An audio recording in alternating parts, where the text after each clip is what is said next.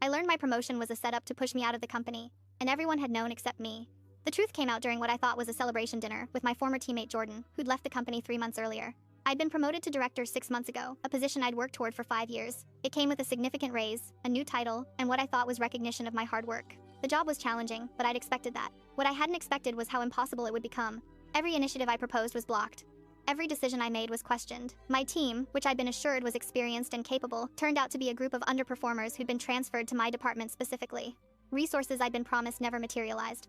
My boss, who'd been supportive before my promotion, now seemed to be documenting every minor mistake. I think they're trying to force me out, I told Jordan over dinner, but I can't figure out why. I've given this company everything. Jordan looked uncomfortable, swirling the wine in their glass. Maya, I need to tell you something. But you can't let anyone know it came from me. My stomach dropped. What?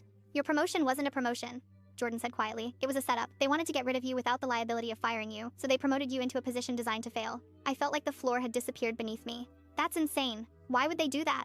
Because you're expensive, Jordan explained. You've been with the company long enough that your salary and benefits package is significant, and you know too much about how things work, the shortcuts management takes, the questionable decisions. They couldn't fire you without risking a lawsuit, but if you fail as a director, if you quit in frustration, that solves their problem. How do you know this? I asked, my voice barely above a whisper.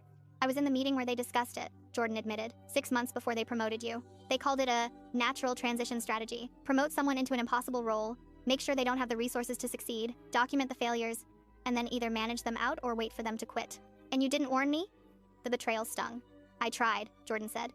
Remember when I suggested you turn down the promotion? When I said it seemed like a poisoned chalice? You thought I was just jealous.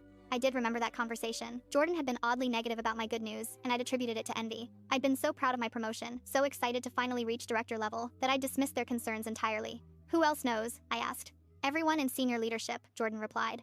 And probably most of your peers. Why do you think no one helped you when you started struggling? They all know you're in a no-win situation. The humiliation was overwhelming. I'd been working myself to exhaustion for 6 months, thinking I just needed to try harder, to prove myself. Meanwhile, everyone around me knew I was set up to fail.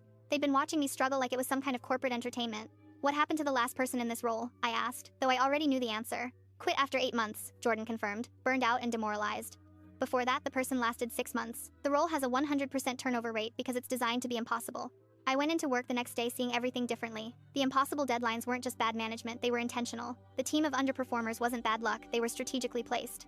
My boss's constant criticism wasn't trying to help me improve, it was building a case for my termination.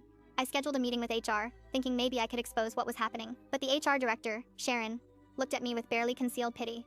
These are serious allegations, she said. Do you have any proof? I didn't, just Jordan's word, which I couldn't use without betraying their confidence. And even if I could prove it, what then? Sue the company? Torpedo my reputation in the industry? Mark myself as difficult to work with?